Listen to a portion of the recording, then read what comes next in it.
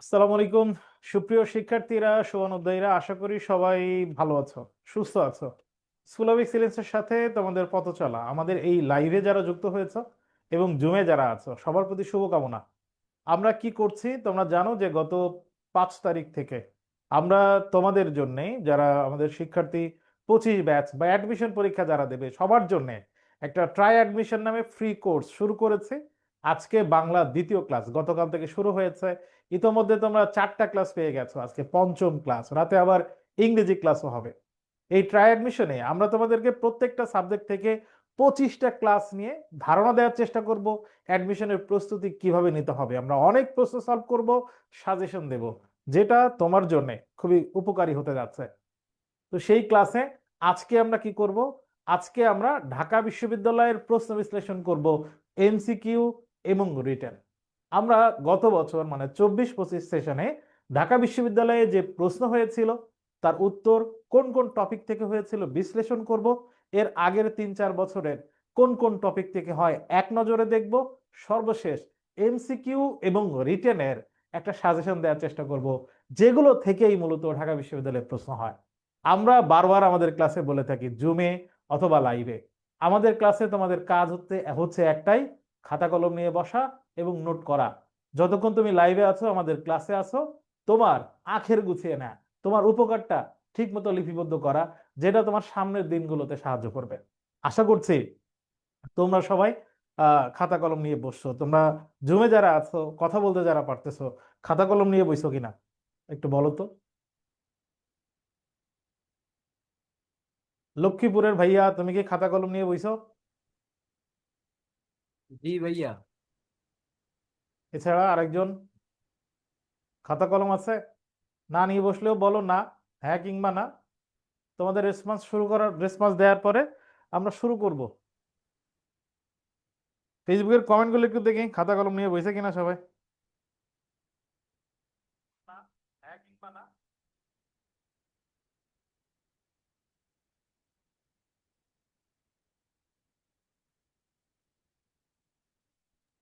কই, আমি আছি ফেসবুকের একটা ভাইয়া। কমেন্ট অন্তত দেখতে চাই যে খাতা কলম নিয়ে বইছে, হ্যাঁ লিখতেছে। আমরা শুরু করি। হ্যাঁ, ওকে ফাইন, আমরা শুরু করি। তোমরা খাতা কলম নিয়ে লিখতে থাকো। দেখো, যতটুকু থাকবো আমরা একসাথে ততটুকু আমাদের সর্বোচ্চ উপকার যেটা, সেটা সংগ্রহ করে নেব। প্রশ্ন বিশ্লেষণ ঢাবি 2024-25 মানে সর্বশেষ বছরে ঢাকা বিশ্ববিদ্যালয়ে কি প্রশ্ন হয়েছিল? প্রথম যে প্রশ্নটা ছিল সেটি ছিল রাবণ অনুজ লক্ষ্মী রাবণ আত্মজে। এখানে লক্ষ্মী শব্দটি কি? আমরা আজকে ধারণা নেওয়ার চেষ্টা করব গদ্য পদ্য ব্যাকরণ থেকে কিভাবে প্রশ্ন হয়, কোন টপিকগুলো গুরুত্বপূর্ণ। এবং তোমরা যেটা নোট করবা সেটা হচ্ছে, তোমরা ঢাকা বিশ্ববিদ্যালয় 2024-25 লিখবা। ঢাকা বিশ্ববিদ্যালয় 2024-25 লিখবা প্রথমে। লেখার পরে প্রথমটা আসবে এমসিকিউ, এমসিকিউর পাশে টপিক লিখবা। আমরা টপিক বিশ্লেষণ বা টপিক লিপিবদ্ধ করার আগে দেখে নেই যে গদ্য পদ্য থেকে কোন কোন জায়গা থেকে প্রশ্ন হয়। গদ্য পদ্য আমরা বারবারই বলে থাকি যে তোমাদের ভর্তি পরীক্ষার জন্য ইন্টারমিডিয়েটে বা আলিমে তোমরা যা পড়েছো, যে বোর্ড বই পড়েছো প্রথম পত্র এবং দ্বিতীয় পত্রে, অধিকাংশ প্রশ্ন তোমাদের ওই পড়া অংশ থেকে প্রশ্ন হবে। বারবার আমরা আমাদের প্রতিষ্ঠান থেকে বাংলা এবং ইংরেজির ক্ষেত্রে এটা বলার চেষ্টা করি, দেখিয়ে প্রমাণ করার চেষ্টা করি। যদিও বেশিরভাগ শিক্ষার্থী বাইরের কিছু, বাইরে কই যাব, কোন বই পড়বো, গুগলে কোথায় কোথায় সার্চ করব, সর্বোচ্চ কত জায়গায় গেলে আমি প্রশ্ন কমন পাবো, এইটা নিয়ে বিভ্রান্ত হয়। কিন্তু বেশিরভাগ প্রশ্ন তোমার আশেপাশে থেকে হয়। আমরা গদ্য পদ্য থেকে কিভাবে প্রশ্ন হয়, কোন কোন জায়গা থেকে? গদ্য পদ্যের শব্দার্থ থেকে প্রশ্ন হতে পারে, শব্দার্থ থেকে প্রশ্ন হয়। এছাড়া প্রশ্ন হয় উৎস এবং মূল ভাব থেকে, উৎস এবং মূল ভাব থেকে প্রশ্ন হয়। গদ্য পদ্য থেকে প্রশ্নের ক্যাটাগরিতে আর এক ধরনের ক্যাটাগরি দেখা যায় যে উক্তি থেকে প্রশ্ন হচ্ছে। সেটা হতে পারে গদ্য পদ্য নাটক বা উপন্যাস থেকে। নাটক উপন্যাস এবং গদ্য পদ্যের উক্তি থেকে প্রশ্ন হইতে পারে। এই কথাটি কে বলেছে, কার সম্পর্কে বলা হয়েছে, এমন প্রশ্ন হইতে পারে। এছাড়া গদ্য পদ্যের ভিতর থেকে তথ্যমূলক প্রশ্ন হতে পারে। তথ্যমূলক প্রশ্ন কেমন? তথ্যমূলক প্রশ্ন হইতেছে যে সোনারতরী কবিতার যে প্রেক্ষাপট, যে ব্যাখ্যা, এটা ঠিক কোন সময়, কোন সময়কার ঘটনা? আমরা জানি প্রভাত বেলা বা সকাল বেলার ঘটনা। এটা তথ্যমূলক প্রশ্ন। কয়টি আলমারির কথা বলা হয়েছিল রেইনকোট গল্পের? এটা তথ্যমূলক প্রশ্ন। এরকম তথ্যমূলক প্রশ্ন হইতে পারে। এছাড়া প্রশ্ন হইতে পারে অনুধাবনমূলক। অনুধাবন সেটা বেশিরভাগ ক্ষেত্রে কবিতা থেকে হয়। অনুধাবনমূলক প্রশ্ন কি? একটা শব্দ দিয়ে বলা থাকে যে এই শব্দটি এখানে কি অর্থে ব্যবহৃত হয়েছে, ব্যঙ্গার্থে, শ্লেষার্থে, নাকি এই শব্দটি কোন অর্থ দেয়। এরকম বেশিরভাগ ক্ষেত্রে কবিতা থেকে হয়, হতে পারে গদ্য থেকেও। কোন অর্থে ব্যবহৃত হয়েছে এরকম প্রশ্ন হইতে পারে। এই প্রশ্নটা হয়েছে বেশ কয়েকটা প্যাটার্ন থেকে, ভালো করে খেয়াল করো। এই প্রশ্নটার প্যাটার্ন বা এই প্রশ্নটার প্যাটার্ন যদি তুমি খেয়াল করতে পারো, ধরতে পারো, তাহলে তোমার অনেকটা কাজ এগিয়ে যাবে। আমরা দেখতে পাচ্ছি রাবণ অনুজ লক্ষ্মী রাবণ আত্মজে, এর মানে এই প্রশ্নটা যে হয়েছে আমাদের সিলেবাসে ছিল না। ঢাকা বিশ্ববিদ্যালয়ে ভর্তি পরীক্ষার আগে লেখা থাকে যে তোমার পঠিত সিলেবাস, মানে যে সিলেবাস তুমি ইন্টারমিডিয়েটে বা আলিমে পরীক্ষা দিয়েছো সেখান থেকে হবে। ইন্টারমিডিয়েটে সিলেবাস নর্মালি ফলো করা হয়, সেখান থেকে হবে বলে দেয়া হয় ভর্তি নির্দেশিকায়। তারপরেও বিগত 4-5 বছর দেখা যাচ্ছে যে শর্ট সিলেবাস যে পড়েছে শিক্ষার্থীরা, তার বাইরে থেকে প্রশ্ন হচ্ছে একটা অথবা দুইটা, শর্ট সিলেবাসের বাইরে ফুল সিলেবাস থেকে হচ্ছে। তাহলে আমার প্রথম নোট, আমি প্রথমে নোট করব এখানে, প্রথম কথা লিখব যে এটা ফুল সিলেবাস থেকে প্রশ্ন হয়েছিল, ফুল সিলেবাসের প্রশ্ন। তাহলে ভর্তি পরীক্ষার জন্য আমরা কি পড়বো? শর্ট সিলেবাস না, শর্ট এবং ফুল দুইটা মিলেই পড়তে হবে, মানে ফুল সিলেবাস পড়তে হবে। আমরা আমাদের কোর্স আউটলাইনে, আমরা আমাদের কোর্সে ক্লাসে ফুল সিলেবাস পড়াবো। তাহলে এটা ফুল সিলেবাস থেকে প্রশ্ন হয়েছে। এরপরে প্রশ্ন দেখতে পাচ্ছি রাবণ অনুজ লক্ষ্মী রাবণাত্ম, যে এখানে লক্ষ্মী শব্দটি, তাইলে আমরা দেখতে পাচ্ছি এই লক্ষ্মী শব্দটিতে তোমরা দেখবা বিভীষণের প্রতি মেঘনাদ কবিতায় শব্দার্থ অংশে লক্ষ্মী শব্দের অর্থ দেয়া আছে। তার মানে এই প্রশ্নটা হয়েছে শব্দার্থ থেকে, শব্দার্থ থেকে প্রশ্ন হয়েছে। কিন্তু শব্দার্থতে লেখা আছে লক্ষ্মী মানে হচ্ছে, লক্ষ্মী মানে হচ্ছে লক্ষ্য করে, লক্ষ্য করে, তাকিয়ে, লেখা আছে লক্ষ্মী মানে লক্ষ্য করে। কিন্তু এখানে প্রশ্ন হয়েছে লক্ষ্মী শব্দটি কোন পদ। তার মানে লেখা আছে শব্দার্থে, কিন্তু প্রশ্নটি হয়েছে ব্যাকরণ, তার মানে প্রথম পত্রের ব্যাকরণ। জুমে যে আছো বলো তো, প্রথম পত্রের ব্যাকরণ মানে কি বোঝো? প্রথম পত্রের ব্যাকরণ দ্বারা কি বোঝায়, কি এই জিনিসটা? কই, কথা বলো। প্রথম পত্রের ব্যাকরণ মানে কি? জুমে কেউ নাই? প্রথম পত্রের ব্যাকরণ মানে কি? প্রথম পত্রের ব্যাকরণ মানে হইতেছে প্রথম পত্রের গদ্য বা পদ্যের কোন একটা শব্দ দিয়ে শব্দটি কোন ভাষা থেকে নেওয়া হয়েছে, এই শব্দটির উৎস ভাষা কি, এমন প্রশ্ন হইতে পারে। যেরকম ঐকতান কবিতা ছিল, সেখান থেকে সেতারা, এটা কোন ভাষার শব্দ, এখান থেকে প্রশ্ন হয়েছে। বেশ অনেকবার প্রশ্ন, শুধু ওইটা না। তাহলে প্রথম পত্র থেকে ব্যাকরণ হইতে পারে, এই যে এরকম এরকম হয়েছে শব্দার্থ অংশ থেকে ব্যাকরণ। তার মানে প্রথম পত্রের ভিতর থেকে ব্যাকরণ শব্দটির উৎস, শব্দটি কোন শব্দটি কোন ব্যাকরণের কোন শব্দ শ্রেণীর ভিতরে পড়ে, এরকম প্রশ্ন হইতে পারে। তাহলে আমরা দেখলাম যে ফুল সিলেবাসের শব্দার্থ থেকে প্রশ্ন হয়েছে, কিন্তু সেটা ব্যাকরণ প্রশ্ন, প্রথম পত্রের ব্যাকরণ। মূলত এই প্রশ্নটা মূলত প্রথম পত্রের প্রশ্ন। আমরা এই প্রশ্নের পাশে লিখে নেব গদ্য, সরি, এই প্রশ্নের পাশে লিখবো আমরা পদ্য, পদ্য লিখবো। এবং পদ্যের দেখলাম ফুল সিলেবাসের শব্দার্থ থেকে ব্যাকরণের প্রশ্ন হয়েছে। তাহলে এরকম শব্দার্থ থেকে প্রশ্ন হইতে পারে। তাহলে 1 নম্বর প্রশ্নের পাশে লিখবো পদ্য, পদ্য থেকে প্রশ্ন, পদ্যের ব্যাকরণ, এবং সেটা ফুল সিলেবাসে ছিল। 2 নম্বর, বদলাই, হ্যাঁ সরি, বাদলাই বন্দুক বারুদ কি একটু ড্যাশ নেবে না, শূন্যস্থানে বসবে। এটা খুব রিপিট হয়েছে, বেশ অনেকবার হয়েছে এরকম একটা প্রশ্ন। এই প্রশ্ন বারবার আসতে দেখা গেছে, এই প্রশ্নটা অনেকবার এসেছে। এখন এই প্রশ্নের উত্তর কি? বাদলাই বন্দুক বারুদ কি একটু ড্যাশ নিবে না। আমার এই প্রশ্নের উত্তর করতে এড়িয়ে পারা নেবে না। তার থেকে বেশি জরুরি হচ্ছে এই প্রশ্নটা এসেছে কোত্থেকে। এই প্রশ্নটা এসেছে রেইনকোট গল্প থেকে, তাই তো? রেইনকোট গল্প থেকে না? তার মানে এটা রেইনকোট থেকে গদ্যের প্রশ্ন। এখন দেখো, আমরা যখন এটা বলেছিলাম শব্দার্থ উৎস উক্তি তথ্যমূলক প্রশ্ন, এই তথ্যমূলক প্রশ্নের মধ্যে এরকম প্রশ্ন থাকতে পারে। এই প্রশ্নটা কি শূন্য স্থানে এসেছে? তাহলে মনে রাখবা তথ্যমূলক প্রশ্ন থেকে এরকম শূন্য স্থান হতে পারে, শূন্য স্থান। গল্পের, কবিতার থেকে হইতে পারে একটা বাক্য দিয়ে এখানে কোন শব্দটি। তার মানে শূন্যস্থানের জন্য আমাকে কি করতে হবে?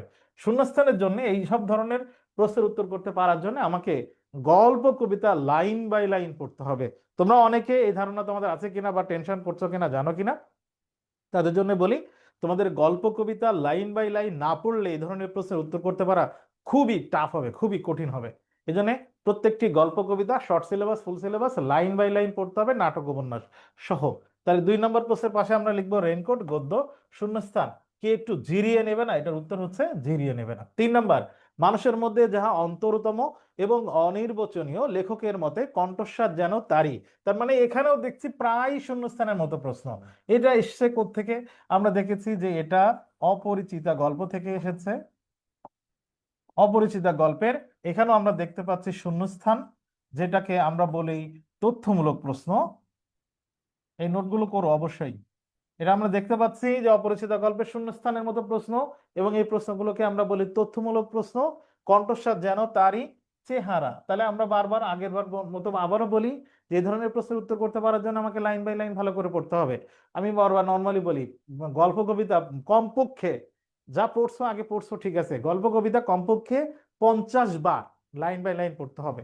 কতবার বললাম? কমপক্ষে 50 বার। জমে যারা আছে একটু আমি দেখতে চাই যে তোমরা মেসেজ লিখতেছো যে গল্প কবিতা 50 বার পড়বো, আমি একটু দেখতে চাই মেসেজ।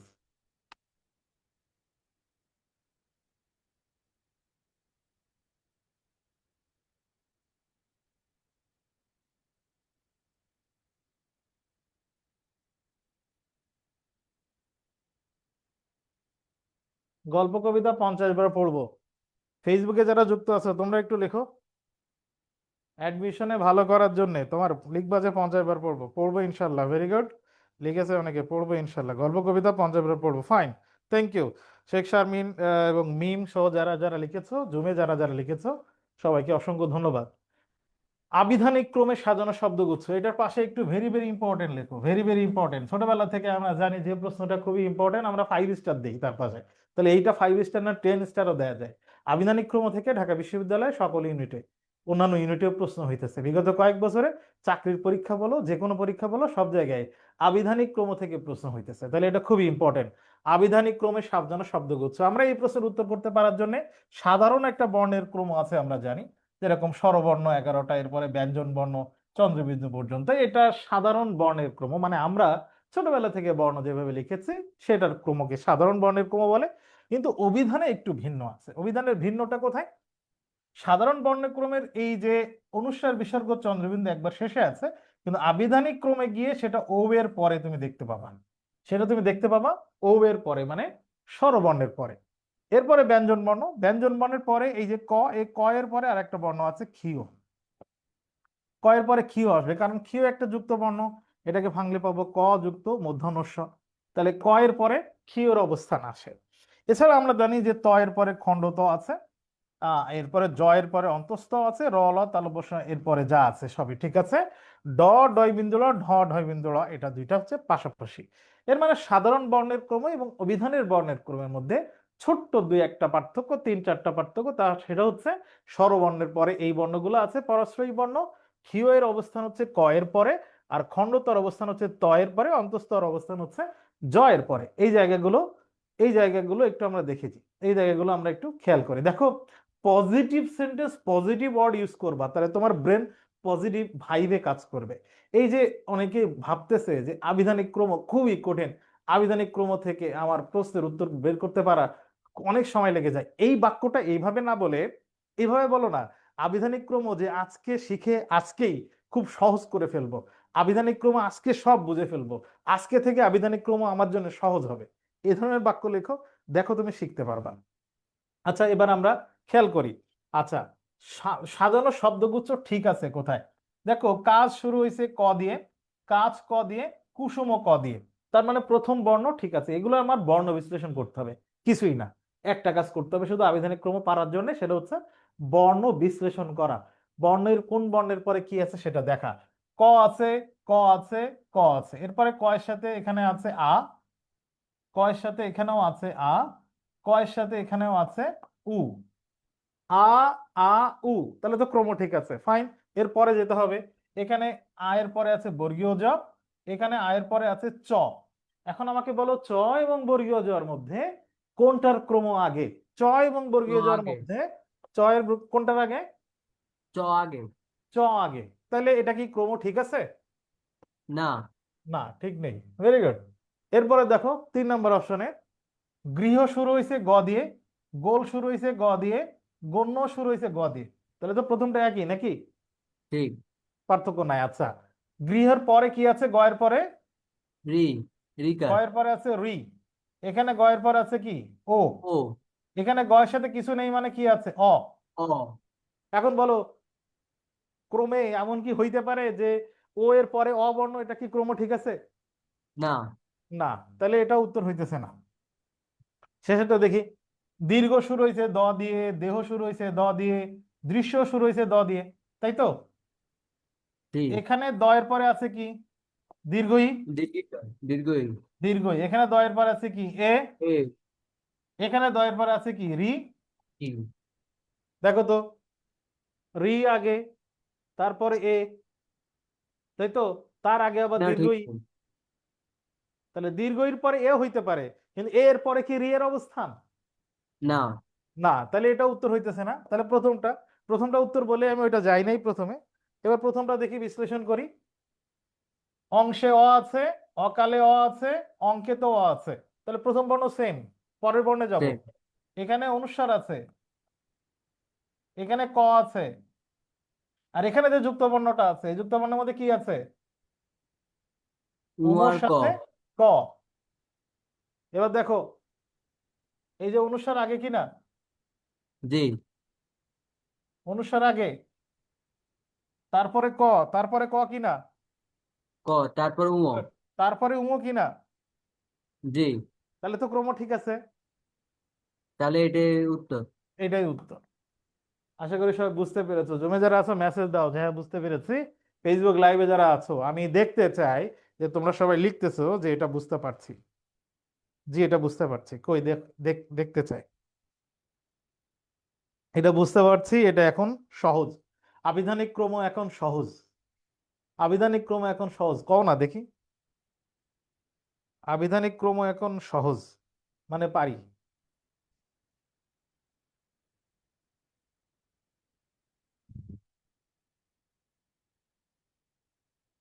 বুঝতে পেরেছি, গ্রন্থিক কইতেছে, বুঝতে পারছি, ঠিক আছে, ফাইন। পরের প্রশ্ন যায়। এটার কোনো শর্টকাট নিয়ম আছে আবেদনিক ক্রমের? আবিধানিক ক্রমের কোনো শর্টকাট নিয়ম আছে যে শর্টকাট নিয়ম দেখে যে বলতে পারবে এটাও আনসার হবে, যে মানে পরীক্ষার হলে তো এত সময় পাবো না মানে বের করতে।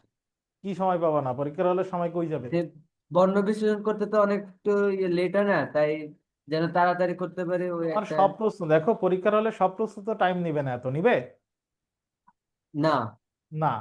তো কিছু প্রশ্ন আছে একটু সময় বেশি লাগবে, কিছু প্রশ্ন আছে একটু কম লাগবে।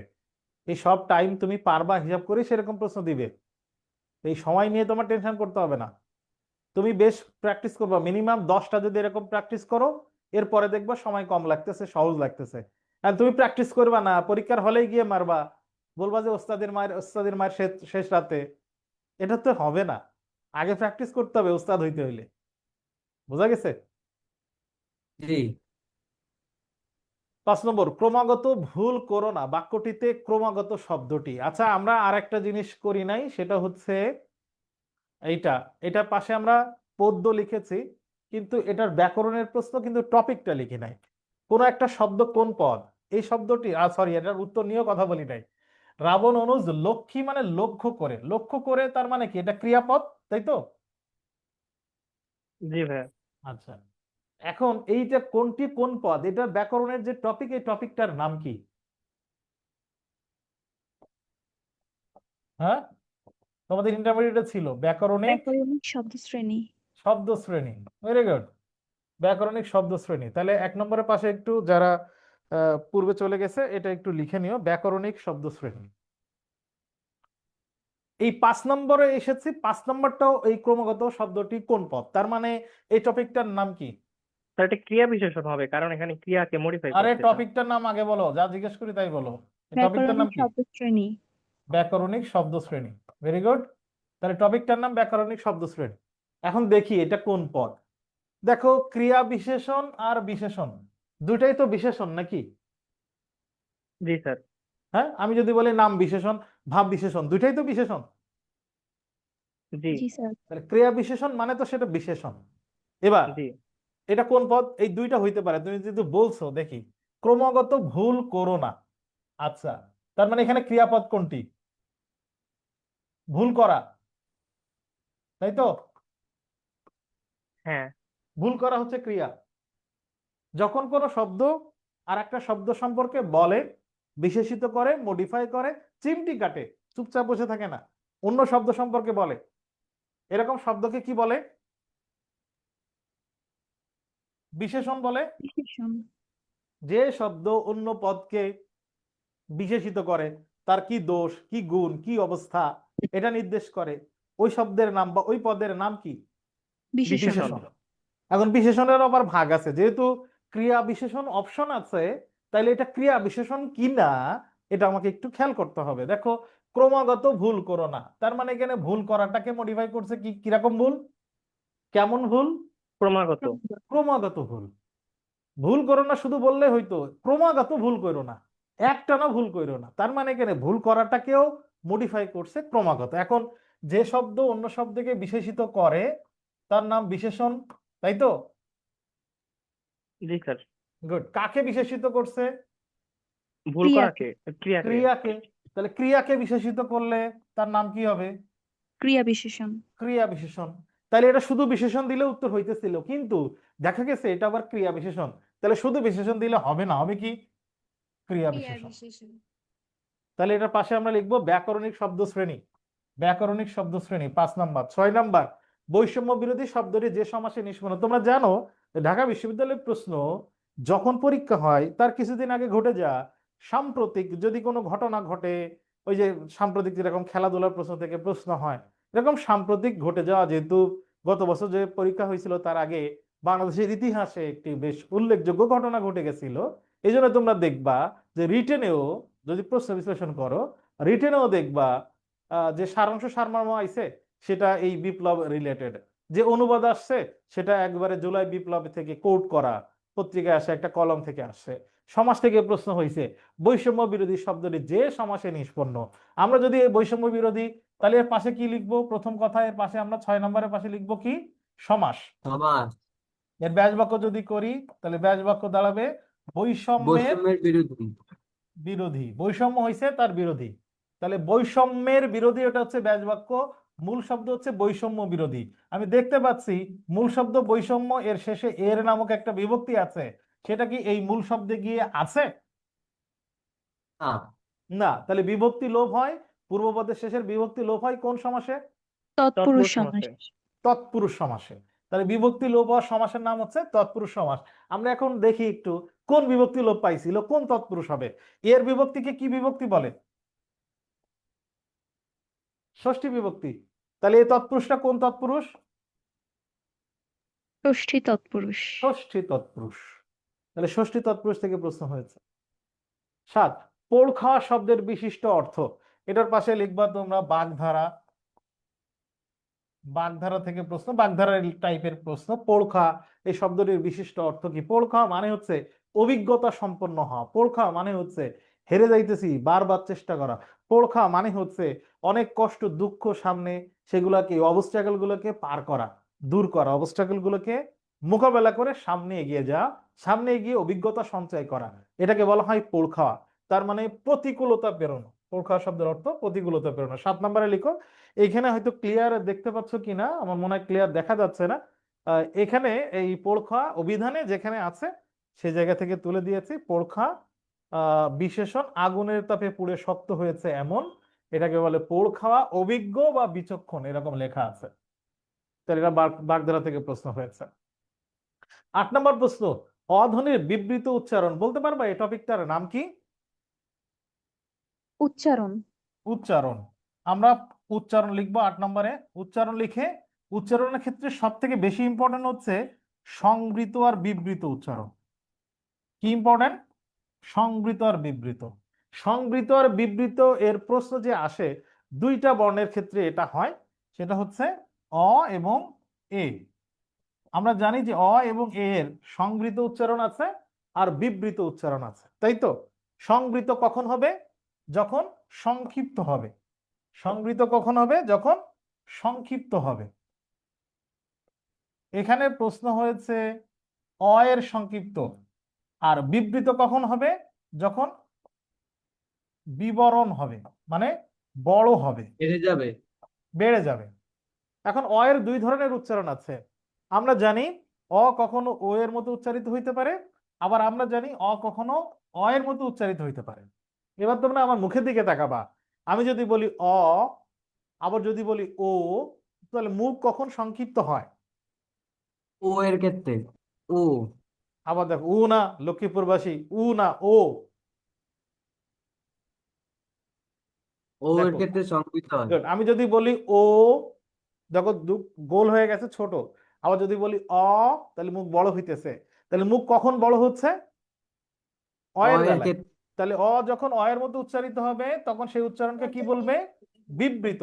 আর অ যখন ও এর মতো উচ্চারিত হবে, সংক্ষিপ্ত হয়ে যাবে, ওই উচ্চারণকে কি বলা হবে? সংবৃত। সংবৃত। সংবৃত। এবার দেখো অধ্বনির বিবৃত উচ্চারণ। অধ্বনির বিবৃত উচ্চারণ মানে কি? অ এর মতো উচ্চারিত হয়েছে, তাই তো? জি, Good. অনেক শব্দে আমরা তো অনেক বলি নাকি অনেক বলি? অনেক অনেক। বলি। অনেক বলি। তাহলে এখানে অ এর মতো উচ্চারিত হয়েছে, তার মানে কি উচ্চারণ? বিবৃত। বিবৃত। এটা কি? অতুল। অতুল না, এটা অতুল। অতুল। দেখো অ এর পরে ত এর সাথে উ আছে, তাহলে অ এর উচ্চারণটা ও এর মতো হবে, এরকম একটা নিয়ম আছে, তাই না? কিন্তু কিন্তু আরেকটা নিয়ম আছে। নিয়ম অনুযায়ী ও হওয়ার কথা, সংবৃত হওয়ার কথা, কিন্তু সংবৃত হবে না, বিবৃত হবে। কোন সে নিয়ম সেটা যাইতেছি, আগে লিখে নি এরপরে যাইতেছি। তার মানে এখানে এটা অতুল না, সরি অতুল না, এটা হচ্ছে অতুল। তার মানে এখানেও এটাও কি? বিবৃত। এরপরে এটা অ এর পরে ধয়ের সাথে দীর্ঘই আছে, তাহলে অয়ের উচ্চারণ ওর মতো হওয়ার কথা, অধীর, কিন্তু এটা অধীর না, এটা হবে অধীর। অধীর, অধীর উচ্চারণ। তার মানে এটাও কি? বিবৃত। কিন্তু এটা কি লেখা? আমরা কি করুণ। বলি? তার অবস্থা খুব করুণ। করুণ বলি না কি বলি? করুণ বলি। করুণ বলি। তার মানে আমরা এরকম লিখি করুণ। এই যে কয়েস পরে কয়ের সাথে যে অ আছে, র এর সাথে উ থাকার কারণে এই অ এর উচ্চারণটা কিসের মতো হচ্ছে? ও এর মতো উচ্চারিত হচ্ছে। তাহলে এটা কি উচ্চারণ? সংবৃত উচ্চারণ। সংবৃত। এই প্রশ্নে একটু ভেজাল আছে, দেখো অধ্বনির বিবৃত উচ্চারণ উদাহরণ, তাহলে উত্তর কয়টা পাইছি? 3টা। 3টা। আমি তো এটাও বিবৃত পাইছি, এটাও বিবৃত পাইছি, এটাও বিবৃত পাইছি, আর এটা পাইছি সংবৃত। উত্তর, এই প্রশ্নটা আসলে একটু ঝামেলা ছিল, ভুল ছিল, হওয়া উচিত ছিল অধ্বনির বিবৃত উচ্চারণের উদাহরণ 9 কোনটি। বোঝা গেছে? এবার আমরা দেখি এই যে কথাটা আমি বললাম, যে এটা তুমি যে বললা অতুল, আর এটা যে বললা অধীর, এটা যে অতুল হবে না, অধীর হবে না, অতুল হবে আর অধীর হবে, সেটার একটা নিয়ম আছে, দেখবা নতুন 9 ব্যাকরণ বইয়ে। না অর্থে শব্দের আদিতে অ অথবা অং থাকলে প্রথম অধ্বনি বিবৃত হয়, কি লেখা আছে? বিবৃত হয়। বিবৃত মানে কি? বিবৃত মানে অ এর অ মতো এর উচ্চারিত হবে। তাহলে দেখো, তাহলে এটা কি হবে? অতুল, অতুল। এটা অনন্ত, এটা অধীর। স্থির, অধীর। এটা অনধিক, অনধিক। এটা অধর্ম, অধর্ম। অধর্ম। এটা অস্থির, অস্থির। অস্থির। আমরা কি অস্থির বলি? অস্থির। না। অস্থির। Very good. তাহলে এটা আমরা বুঝছি। এটার পাশে আমরা টপিক লিখবো কি? উচ্চারণ। 9 নাম্বার, রোকেয়া সাখাওয়াত হোসেনের রচনা 9, প্রশ্নের শেষে 9, এই প্রশ্নের শেষে 9 লেখা। আমরা কিন্তু অনেকেই মিস করি, দেখতে পাই নাই, ভুলে গেছি। প্রশ্নের শেষে 9 লেখা। 9 লেখা না দেখে, না দেখতে পেরে উল্টোপাল্টা করি, এবার বাড়ি এসে কান্নাকাটি করি, গালি গালাজ করি নিজেরে এবং যারা আমার পদ পড়াইছে। রোকেয়া পদ্মগুপ্ত হবে সাখাওয়াত হোসেনের অ্যান্সার। রচনা 9, মতিচুর রোকেয়া সাখাওয়াত হোসেনের একটা প্রবন্ধ, অবরোধবাসিনী রোকেয়া সাখাওয়াত হোসেনের একটা উপন্যাস, সুলতানার স্বপ্ন এটাও রোকেয়া সাখাওয়াত হোসেনের উপন্যাস। আর পদ্মগোখরা, পদ্মগোখরা এটা একটা গল্প। কার লেখা? কার লেখা গল্প? জানি না, তাই তো? এটা কাজী নজরুলের লেখা। কাজী নজরুলের লেখা একটা গল্প। আচ্ছা বলো এবার এই প্রশ্নের পাশে টপিক কি লিখবো? এই প্রশ্নের পাশে টপিক লিখবো গদ্য। কবি ও লেখক পরিচিতি, লেখো। কবি ও লেখক পরিচিতি। কবি ও লেখক পরিচিতি থেকে প্রশ্ন হয়।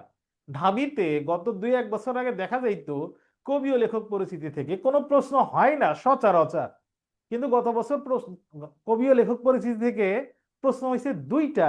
কয়টা বললাম? 2টা প্রশ্ন হয়েছে। তাহলে কবি ও লেখক পরিচিতি খুব গুরুত্ব দিয়ে পড়তে হবে। কতটুকু পড়বো? বোর্ড বইয়ে যতটুকু লেখা আছে ততটুকু আমরা খুব খুব গুরুত্ব দিয়ে পড়বো। আমরা এই পদ্ম গোখরো সম্পর্কে একটু খেয়াল করি। আমরা জানি কাজী নজরুল ইসলামের শিউলিমালা নামক একটা গল্প গ্রন্থ আছে। গল্প গ্রন্থ মানে কি? গল্পের বই। এই গল্প গ্রন্থের মধ্যে গল্প আছে জিনের বাদশা, অগ্নিগিরি, শিউলিমালা, পদ্ম গোখরো। এই গল্প গ্রন্থের মধ্যে থেকে নেয়া কাজী নজরুলের গল্প গ্রন্থ। গল্প, বিলাসী গল্পে উল্লেখ নেই। তাহলে এটা কোত্থেকে হয়েছে প্রশ্ন? গদ্য থেকে। গদ্যের এই প্রশ্নকে কোন ক্যাটাগরি বলে? এটাকে বলা হয় তথ্যমূলক প্রশ্ন। তথ্যমূলক প্রশ্ন। গদ্যের এই ক্যাটাগরিকে কি বলে? তথ্যমূলক তথ্যমূলক প্রশ্ন। বিলাসী গল্পে উল্লেখ নাই কার নাম? বিলাসী বাবরের। গল্পে হুমায়ুনের বাবার নাম জিজ্ঞাসা করলে কি কইতো মানুষ? তোগলোক্কা কইতো। তাহলে এটাও আছে, এটাও আছে। আর ভূদেব বাবুর কথা আছে, পারিবারিক প্রবন্ধ, বিচিত্র প্রবন্ধ, বিভিন্ন বইয়ের নাম আছে, কিন্তু জি বাবরের নাম কি আছে? নাই। না। না। তাহলে এটাই উত্তর। তাহলে এটার পাশে আমরা লিখবো গদ্যের তথ্যমূলক প্রশ্ন। 11, কাজী নজরুল ইসলামের মতে আত্মনির্ভরশীলতা আসে, এটাও গদ্য থেকে প্রশ্ন হয়েছে। গদ্যের নাম আত্মাকে কি? চেনার মাধ্যমে। আত্মাকে চেনার মাধ্যমে। আমার পথ। আমার পথ কবিতা। আমার পথ, হ্যাঁ কবিতা না, আমার পথ না, কি? প্রবন্ধ প্রবন্ধ। প্রবন্ধ। প্রবন্ধ। সরি আবার স্যার। অনেকেই বলে ফেলে গল্প। আমার পথ প্রবন্ধ। কাজী নজরুল ইসলামের মতে আত্মনির্ভরশীলতা আসে কিসের মাধ্যমে? আত্মাকে আত্মাকে চেনার চেনার মাধ্যমে। মাধ্যমে। আত্মাকে চেনার মাধ্যমে। তাইলে বুঝতে পারছো প্রবন্ধ কিরকম গুরুত্ব দিয়ে পড়তে হবে? এই মিউট করো। প্রবন্ধ থেকে এরকম প্রশ্ন হইতে পারে, আমার পথ প্রবন্ধে নিচের কোনটি বলা হয়নি বা নিচের কোনটি বলা হয়েছে। এটা গল্প থেকে হইতে পারে, প্রবন্ধ থেকে হইতে পারে। আবার শুনে নাও, প্রবন্ধ বা গল্প থেকে এই এই বাক্যটি বলা হয়েছে কিনা আমাকে ধরতে হবে। তাহলে বলো, আমি একটা বাক্য বা একটা কথা বলা হয়েছে কিনা আমি ধরতে পারবো কখন? যখন ওই গল্প, প্রবন্ধ বা নাটক, উপন্যাস আমার অনেকবার পড়া থাকবে, তাই কিনা? কতবার পড়তে হবে? কতবার বললাম? 50 বার। মিনিমাম 50 বার। তোমার ইচ্ছা হইলে এর বেশিও পড়বা। দুর্যোগে হাল ঠিক মতো রাখা ভার, এখানে হাল শব্দটির অর্থ কি? দেখো এটা কোত্থেকে হয়েছে প্রশ্নটা? পদ্য থেকে। কোন পদ্য? 18 বয়স। বছর বয়স। 18 বছর বয়স থেকে হয়েছে। কিন্তু 18 বছর বয়স শব্দের শাব্দিক অর্থে বা শব্দ অর্থে কি এরকম লেখা আছে হাল শব্দটির অর্থ কি? না। নাই। তাইলে এটা একটা শব্দ কোন অর্থে ব্যবহৃত হয়েছে? এই ধরনের প্রশ্নকে বলা হয় তথ্যমূলক প্রশ্ন, কিন্তু অনুধাবন। কি বলা অনুধাবনমূলক। হয়? অনুধাবনমূলক প্রশ্ন। ঢাবিতে এরকম 2-1টা অনুধাবনমূলক প্রশ্ন হবে। মানে অন্তর্নিহিত অর্থ কি, কি অর্থে ব্যবহৃত হয়েছে, এরকম প্রশ্ন ঢাবিতে হবে। অনুধাবনমূলক প্রশ্ন। এখন এই প্রশ্নের উত্তর তোমরা জানো যে বিভিন্ন প্রশ্ন ব্যাংকে তোমরা বিভিন্ন রকম পাচ্ছ বা পাবা। তো এই প্রশ্নের আমরা যে ব্যাখ্যা দিয়েছি সেই ব্যাখ্যাটা স্ক্রিনে দেখা যায় কি লেখা যায়? দেখো, আমরা এই যে স্ক্রিনে যেটুকু দেখা যাচ্ছে এটা হচ্ছে, আমি লিখে দিতে পারতাম কিন্তু এখানে সরাসরি দিয়েছি ব্যবহারিক বাংলা অভিধান, বাংলা একাডেমির ব্যবহারিক বাংলা অভিধানে এই যতটুকু আছে সেটা স্ক্রিনশট এখানে দেয়া আছে।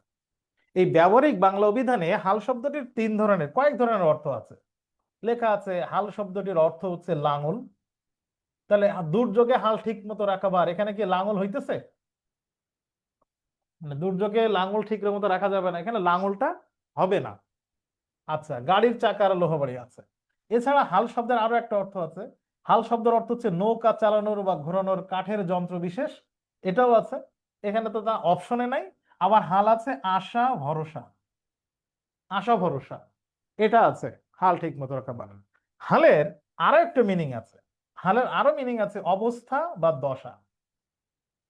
এখন তার মানে এই 3টার মধ্যে আমার প্রথমটা হইতেছে না, মানে লাঙলটা আমি নিতে পারতেছি না। এখানে স্বপ্ন বাদ দিলাম, তাহলে বাকি আছে কি আশা আর দশা, এই দুইটা হইতে পারে। এখন দেখো ব্যবহারিক অভিধানে আসলে কোন একটা শব্দ পাশে এক্সাম্পল কোন একটা উপন্যাস বা কোন একটা কবিতায় তার ব্যবহারটা লেখা থাকে, ব্যবহার দিয়ে অর্থটা বিশ্লেষণ করা থাকে। এখানে লেখা আছে দেখো, তবু হাল ছাড়ে না গফুর। তবু হাল ছাড়ে না গফুর, এটা একটা ছোট গল্প, শরৎচন্দ্রের লেখা, মহেশ ছোট গল্পের। তবু হাল ছাড়ে না গফুর। তাহলে এখানে গফুর হাল ছাড়তেছে না, এর মানে গফুর আশা বা ভরসা ছাড়ে না। আর হাল শব্দের অর্থ অবস্থা বা দশার ক্ষেত্রে যে উদাহরণ দেয়া আছে সেটা লেখা আছে, বিবি সাহেব তোমার এ কি হাল। এ কি হাল হইল, কানে থাপড়াইছে, কান গরম হয়ে গেছে, দেখে বলতেছে তোমার এ কি হাল, হ্যাঁ কানের কি হাল। এইটা হইলেই সেটা বোঝায় দশা বা অবস্থা। এখন আমাকে বলো, দুর্যোগে হাল ঠিক মতো রাখা ভার, এর মানে কি? দুর্যোগে লাঙল ঠিক মতো রাখা ভার না, দুর্যোগে অবস্থা ঠিক মতো রাখা ভার হইতেছে না। তার মানে এটা অর্থ দাঁড়াচ্ছে দুর্যোগে তোমার আশা ভরসা এটা ঠিক মতো রাখা ভার। তবে হাল ছাড়ে না, হাল ছাড়া আর দুর্যোগে আশা ঠিক মতো রাখা ভার, এইটা যে মিনিং দেয় সেম মিনিং। তার মানে এখানে দশা উত্তর হইতেছে না, উত্তর হবে আশা। তাহলে এটার পাশে আমরা কি লিখেছি? পদ্য লিখবো, 18 বছর বয়স লিখবো, অনুধাবনের প্রশ্ন লিখবো। 13 নম্বর প্রশ্ন লিটারাল। এটার পাশে কি লিখবো? 13 নম্বর পাশে, 13 নম্বরের পাশে লিখবো পারিভাষিক শব্দ। পারিভাষিক শব্দ, লিটারাল শব্দের বাংলা অর্থ কি? আক্ষরিক। আক্ষরিক। তাহলে পারিভাষিক শব্দ খুবই ইম্পর্টেন্ট, যেহেতু তোমাদের ইন্টারমিডিয়েটের সিলেবাসে পারিভাষিক শব্দ ছিল, তাই কি না? ছিল, জি। এই জন্য এটা ইম্পর্টেন্ট। সোনারতরী কবিতায় বর্ণিত ঘটনা ধারা কখনকার? আমরা একটু খেয়াল করি সোনারতরী কবিতায় কি কইছে। এই যে অনেক কিছু কইছে, আকাশে মেঘ, খুব খারাপ অবস্থা, নদীর স্রোত খুবই তীব্র, আমি যখন কাটতেছি ধান কাটার সাথে সাথে বর্ষা চলে আইছে, ছোট একটা ক্ষেতে আমি বসে আছি একা একা, চারদিকে বাঁকা জল, যে কোনো সময় আমার জীবন নিমিষ হয়ে যাইতে পারে। জীবনের অন্তিম মুহূর্তে এসে মানুষ ভাবছে, একটা রবীন্দ্রনাথ কিন্তু দার্শনিক একটা অনুভূতি তুলে ধরেছে, মানুষ ভাবছে কি করলাম জীবনে, আমার যা কিছু আছে সবই তো থেকে যাবে, আমি থাকবো না, আমি বিলীন হয়ে যাব পৃথিবীতে, আমাকে কেউ মনে রাখবে না, গ্রহণ করবে আমার সৃষ্টিকর্ম যা যা আমি রেখে যাচ্ছি। করিছে খেলা পর পরে দেখি একা। তার মানে উনি চোখের সামনে, তার খুব দুর্বিষহ পরিণতি দেখতে পাচ্ছেন, চোখের সামনে উনি দেখতে পাচ্ছেন যে একটু পরে আমি বিলীন হয়ে যাব। গ্রামকানি মেঘে ঢাকা প্রভাত বেলা, কখন? প্রভাত বেলা। তাইলে এটা কি রাতের ঘটনা, বিকালের ঘটনা, সন্ধ্যার ঘটনা, নাকি সকালে? সকালে। সকালে। সকালের। তাহলে এটার পাশে আমরা কি লিখবো? পদ্য থেকে প্রশ্ন, এবং এই প্রশ্নগুলোকে বলা হয় তথ্যমূলক প্রশ্ন। পদ্যের তথ্যমূলক প্রশ্ন, পদ্যের তথ্যমূলক প্রশ্ন। এরপরে লাস্ট প্রশ্ন, বাংলাদেশের সঙ্গে সম্পৃক্ত রবীন্দ্র রচনা। বাংলাদেশের কথা আছে, রবীন্দ্র রচনা যেটা আছে, মুকুটে নাই, বলাকা নাই, চোখের বালিতে নাই, ছিন্নপত্রে। ছিন্নপত্রে কি লেখা আছে একটু খেয়াল করে। ছিন্নপত্রে কইছে যে লেখক এখানে অনেকগুলো চিঠি আছে, সেই চিঠিগুলো রবীন্দ্রনাথ লিখছিল যখন তরুণ, 26 বছর থেকে শুরু হয়েছে আর 35 বছর পর্যন্ত, এই সময়কার লেখা তার চিঠি। এখানে দেখো বলছে প্রমত্ত পদ্মার অপরূপ সৌন্দর্য, গ্রাম বাংলার প্রকৃতির অনন্ত সুন্দর রূপ এখানে উঠে আসছে। আরো স্পেসিফিক কথা আছে দেখো, এখানে বলা হয়েছে বাংলার আকাশ, যে আকাশের অনির্বচনীয় রূপ, সকাল সন্ধ্যা রাতে বৈচিত্র্যপূর্ণ রং এবং মেজাজে মানুষের সঙ্গে কথা বলে, এইটা এই ছিন্নপত্রে তুলে ধরেছে। সে কথা রূপের মাধুর্য আমরা দেখতে পাই। রবীন্দ্রনাথ বাংলার প্রকৃতির অন্তরের সঙ্গে মিশে যান। ছিন্নপত্রের প্রতিটি পত্রের অন্তর্গত বার্তা বাংলার মাটি গন্ধ থেকে উঠে আসে। তার মানে বাংলাদেশের সাথে সম্পৃক্ত কোনটা? ছিন্নপত্র। এটা কোত্থেকে আইছে? এটা যদিও কবি লেখক পরিচিতি তো হুবহু নাই, তারপর আমরা এর পাশে একটু লিখে নিব কবি ও লেখক পরিচিতি। মূলত এই টপিকটার নাম কবি ও লেখক পরিচিতি, যদিও সাহিত্যের প্রশ্ন, এটাকে আমরা আবার নিতে পারি বাংলা সাহিত্য থেকেও ধরে নিতে পারি, এর পাশে বাংলা সাহিত্য লিখে নিতে পারে। যদিও এই টাইপের প্রশ্ন ঢাবিতে বিগত 8-10 বছরে দেখা যায় না, একটাও এই টাইপের প্রশ্ন আসে নাই। গতবার আসছে বাংলা সাহিত্য বা কবি ও লেখক পরিচিতি থেকে এই ধরনের প্রশ্ন, কোন একটা গল্প বা কোন একটা লেখার বিষয়বস্তু কি, এটা নর্মালি বিসিএস এ প্রশ্ন হয়, ঢাবিতে এই প্রশ্ন হয়েছে গতবারই প্রথম। আচ্ছা, তাহলে এক নজরে আমরা যে 15টা প্রশ্ন পাইলাম, সে 15টা প্রশ্নের টপিক কি আমরা দেখতে পাচ্ছি। গদ্য থেকে 4টা, পদ্য থেকে 2টা, ধ্বনীয় বর্ণ থেকে আবিধানিক ক্রম আসছে, সমাস থেকে আসছে, পারিভাষিক শব্দ আসছে, বাগধারা একটা আসছে, উচ্চারণ থেকে একটা আসছে, লেখক পরিচিতি বা কবি পরিচিতি থেকে 2টা প্রশ্ন আসছে, ব্যাকরণিক শ্রেণী বা শব্দ শ্রেণী থেকে প্রশ্ন হয়েছে 2টা, যেটাকে আমরা পদ প্রকরণ বলি। এইটা হচ্ছে 2024-25 সেশনে 15টা প্রশ্ন। আচ্ছা, এবার আমরা একটু বিজ্ঞাপন বিরতিতে যাব। তোমরা জানো স্কুল অফ এক্সিলেন্স এবছর প্রথমবারের মতো সি ইউনিটের অ্যাডমিশন কোর্স লঞ্চ করেছে, যেখানে সি ইউনিট থেকে ব্যবসায় শিক্ষার শিক্ষার্থীরা যারা যত বিশ্ববিদ্যালয়ে যত ইউনিটে পরীক্ষা দিতে পারবে সেটার একটা পূর্ণাঙ্গ কোর্স। আমাদের কোর্স আমরা যেভাবে সাজিয়েছি, অন্যগুলো যেভাবে সাজায়, সি ইউনিটের কোর্সটাকেও আমরা ঠিক সেভাবে সাজাবো, সেভাবে তোমাদেরকে এফোর্ট দেওয়ার চেষ্টা করব। তোমরা যারা আমাদের শুভানুদ্দেয়ী আছো সবাইকে একটু জানানোর চেষ্টা করবে যে স্কুল অফ এক্সিলেন্সের এবছর সি ইউনিটের কোর্স লঞ্চিং হয়েছে। আমরা এবার দেখি 2023-24 সেশনে কি কি টপিক থেকে প্রশ্ন হয়েছিল। 2023-24 সেশন থেকে গদ্য থেকে ছিল 4টা, ধ্বনি বর্ণ থেকে ছিল, শব্দের উৎস হিসেবে প্রশ্ন হয়েছিল একটা, দেখো উচ্চারণ ছিল, ব্যাকরণিক শব্দ শ্রেণী থেকে প্রশ্ন ছিল, ক্রিয়ার কাল থেকে প্রশ্ন ছিল একটা, ঢাবিতে এরকম আসে কয়েকবার, বানান বা শুদ্ধিকরণ থেকে প্রশ্ন ছিল, ধ্বনি পরিবর্তন নর্মালি প্রত্যেকবার আসে এরকম না, কিন্তু 23-24 ছিল, উপসর্গ ছিল, পারিবারিক শব্দ থেকে একটা, একটা এক কথায় প্রকাশ ছিল, আর একটা ছিল গদ্য থেকে ফুল সিলেবাস। তার মানে ফুল সিলেবাসের প্রশ্ন এর আগের বছরও ছিল। এবার আমরা দেখি ঢাবি 2022-23 সেশনে কোন কোন টপিক ছিল। আমরা এখানে দেখতে পাচ্ছি গদ্য থেকে একটা, পদ্য থেকে একটা, ধ্বনি বর্ণ থেকে প্রশ্ন ছিল, উপসর্গ ছিল, বানান ছিল, শব্দের উচ্চ সন্ধি, উপন্যাস থেকে প্রশ্ন ছিল, নাটক, এক কথায় প্রকাশ ছিল, বাগধারা ছিল, সমাস, পারিভাষিক শব্দ, বচন, ব্যাকরণিক শব্দ শ্রেণী, সমার্থক শব্দ। এই টপিকগুলো প্রশ্ন ছিল 2022-23 সেশনের এমসিকিউ। 2021-22 সেশনে দেখি, 21-22 সেশনে নাটক থেকে ছিল 2টা, গদ্য থেকে 3টা প্রশ্ন ছিল, পদ্য থেকে 3টা, উপন্যাস থেকে 2টা, বানান থেকে একটা, ধ্বনি ও বর্ণ থেকে একটা, উচ্চারণ, পারিভাষিক শব্দ এবং ব্যাকরণিক শব্দ শ্রেণী থেকে একটা করে প্রশ্ন ছিল। 2020-21 সেশনে প্রশ্ন ছিল, নাটক থেকে 2টা প্রশ্ন ছিল, গদ্য থেকে 4টা প্রশ্ন, পদ্য থেকে একটা, উপন্যাস থেকে 2টা প্রশ্ন, ধ্বনি বর্ণ শব্দের উৎস, এক কথায় প্রকাশ, সন্ধি, অনুবাদ আর সমার্থক শব্দ থেকে এমসিকিউ প্রশ্ন ছিল। এটা হচ্ছে 2020-21 পর্যন্ত কোন কোন বছরে ঢাবিতে বি ইউনিটে কিভাবে প্রশ্ন হয়েছে।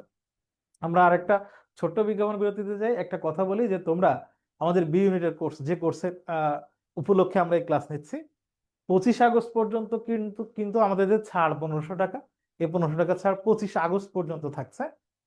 আমাদের ক্লাস শুরু হচ্ছে 22 আগস্টে, 25 তারিখ পর্যন্ত তোমরা এই ডিসকাউন্টে ভর্তি হতে পারবে। লিখিত অংশগুলো দেখি আমরা 2024-25 সেশন থেকে বিগত কয়েক বছরে। আমরা দেখছি যে 2024-25 সেশনে প্রথমে 1 নম্বর প্রশ্নে এরকম একটা অনুচ্ছেদ ছিল, এবং যে অনুচ্ছেদটা ছিল শর্ট সিলেবাসের বাইরে, এটাই প্রথম, গত বছরই প্রথম যে প্রশ্ন হয়েছে রিটেনের অনুচ্ছেদ শর্ট সিলেবাসের বাইরে। আলহামদুলিল্লাহ, যে কপাল ভালো, আমরা ফুল সিলেবাস পড়াতে গিয়ে, শব্দার্থ টিকা পড়াতে গিয়ে আমরা কিছু জিনিস আলোচনা করেছিলাম এই জায়গার, এই গৃহর, সেখান থেকে প্রশ্ন কিছুটা হয়েছে। আমরা ওই যখন আলোচনা করছি তখন এই প্রতিশব্দের আলোচনা, শব্দার্থের আলোচনা করছিলাম। তাহলে এখানে আমরা দেখতে পাচ্ছি যে 5টা প্রশ্ন প্রথমে, এরপরে প্রশ্ন ছিল সারমর্ম। সারমর্ম আমরা এখানে সুকান্ত ভট্টাচার্যের একটা কবিতা, সারমর্ম থেকে প্রশ্ন হয়েছিল। এরপর ছিল বাংলা অনুবাদ করো, এটা জুলাই বিপ্লব নিয়ে লেখা। তার মানে 2024-25 সেশনে রিটেনে আমরা প্রশ্ন কি দেখলাম, উদ্দীপক ছিল আর প্রশ্ন উত্তর 5টা, সারমর্ম ছিল আর অনুবাদ থেকে প্রশ্ন ছিল 24-25। এবার লিখিত আমরা 2023-24 দেখি, 2023-24 উদ্দীপক আর প্রশ্ন উত্তর ছিল, আর একটা ছিল ভাব সম্প্রসারণ সারমর্মের জায়গায়, আর ছিল সারমর্ম ছিল, অনুবাদ ছিল না, ভাব সম্প্রসারণ ছিল 2023-24। 22-23 দেখি, 22-23 উদ্দীপক প্রশ্নোত্তর, সারমর্ম ছিল, আর ছিল শুদ্ধিকরণ, বাক্যের শুদ্ধিকরণ বা অনুচ্ছেদ শুদ্ধিকরণ, দুই ভাবে আসতে পারে শুদ্ধিকরণের প্রশ্ন। এক হচ্ছে বাক্য, 4টা-5টা বাক্য দিয়ে সেগুলো শুদ্ধিকরণ আসতে পারে, আর হচ্ছে একটা হচ্ছে অনুচ্ছেদ দিয়ে তার শুদ্ধিকরণ আসতে পারে, এভাবে প্রশ্ন হয়। 2021-22 সেশনে উদ্দীপক ও প্রশ্নোত্তর, দেখো উদ্দীপক এবং প্রশ্নোত্তর এটা কিন্তু কমন, এ ছিল সারমর্ম আর ছিল শুদ্ধিকরণ, এইবার ছিল অনুচ্ছেদ। 2020-21 সেশনে উদ্দীপক ও প্রশ্নোত্তর ছিল, এবার ছিল সারাংশ, মানে গদ্যের মূলভাব লেখা, আর ছিল শুদ্ধিকরণ, এখানে ছিল অনুচ্ছেদ। তার মানে আমরা দেখতে পেলাম এই 5 বছরে প্রত্যেকবারই আমরা উদ্দীপক এবং প্রশ্নোত্তর দেখতে পাইছি, সারমর্ম আমরা দেখতে পাইছি একবার, সারাংশ দেখতে পাইছি 20-21-এ, আর অনুবাদ ছিল একবার, কোনোবার সেই জায়গায় ভাব সম্প্রসারণ ছিল, আর বেশিরভাগ ক্ষেত্রে সেটা ছিল শুদ্ধিকরণ। তার মানে অনুবাদ, ভাব সম্প্রসারণ, শুদ্ধিকরণ, এই টপিকগুলো থেকে নর্মালি প্রশ্ন হয়। এটা হচ্ছে বিগত 5 বছরে ঢাবির রিটেনের প্রশ্ন। এই 5 বছরে যে এমসিকিউ গুলো হয়েছে আমরা যা দেখালাম সেগুলো একটু এক নজর এখানে দেখেছি। আমরা দেখতে পাচ্ছি যে গত 2 বছরে উপন্যাস থেকে প্রশ্ন আসেনি, নাটক থেকেও প্রশ্ন আসেনি গত 2 বছরে আমরা দেখতে পাচ্ছি। কবি ও লেখক পরিচিতি থেকে যে দুইটা প্রশ্ন 24-25-এ ছিল, 23-24-এ আবার ছিল না। কবি ও লেখক পরিচিতি দেখো প্রশ্ন এর আগে কখনো ছিল না। এরকম সন্ধি থেকে প্রশ্ন আমরা বিগত 2 বছরে আবার দেখি নাই। শব্দের উৎস থেকে এবার প্রশ্ন হয়নি। এইভাবে আমরা কাল থেকে দেখা যাচ্ছে এই বছর প্রশ্ন হয় নাই, বানান থেকে এবার প্রশ্ন হয় না কিন্তু আগে হয়েছে, ধ্বনি পরিবর্তন থেকে হয়নি, উপসর্গ থেকে হয়নি এবছর, সমর্থক শব্দ থেকে হয় নাই, প্রবচন থেকে এই বছর প্রশ্ন হয় নাই, এই যে 2024-25-এ। এরকম করে প্রত্যেক বছরের টপিক অনুযায়ী আমরা এখানে দিয়েছি। এখন যে স্লাইডটা তোমরা দেখতে পাচ্ছ এটা মূলত সাজেশন। আমরা এই যে 5 বছরের প্রশ্ন বিশ্লেষণ করলাম, দেখো প্রশ্ন বিশ্লেষণ ক্লাসটা কিন্তু খুবই জরুরি। আমি শুরুতে বলতাম, এখন বলি, প্রশ্ন বিশ্লেষণ ক্লাস একজন অ্যাডমিশন পরীক্ষার্থীর জন্য সব থেকে ফরজ কাজ। দেখো তুমি আছো, প্রশ্নকর্তা আছে গুলিস্তানে, আর তুমি চলে গেছো পাকিস্তানে, ওই যে মেঘদার মতো, মেঘমাল্লার বসুর মতো, খালি পাকিস্তান পাকিস্তান মানুষের দেখলে পাকিস্তান কয়।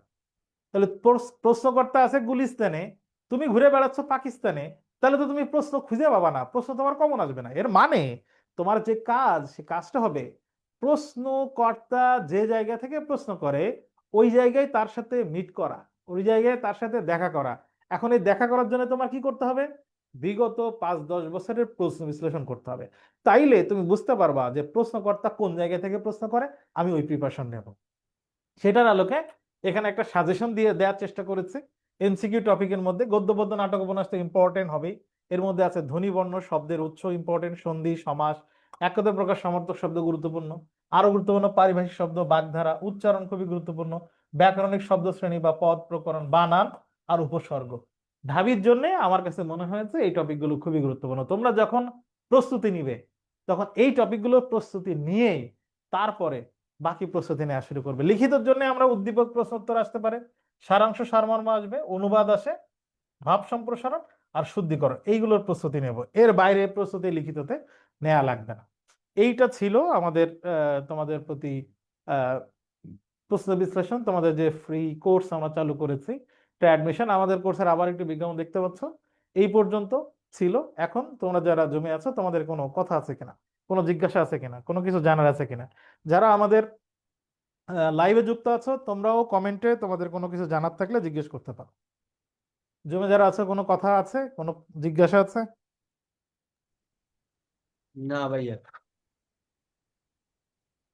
আরেকজন কোনো প্রশ্ন জিজ্ঞাসা নাই?